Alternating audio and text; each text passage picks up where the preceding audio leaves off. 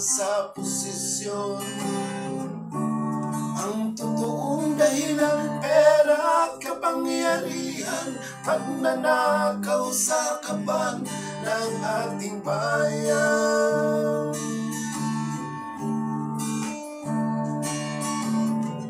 Hanggang kailan tayo magpapaloko?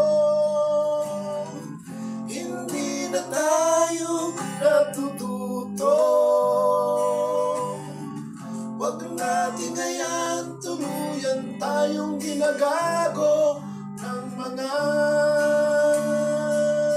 politiko. Ako sa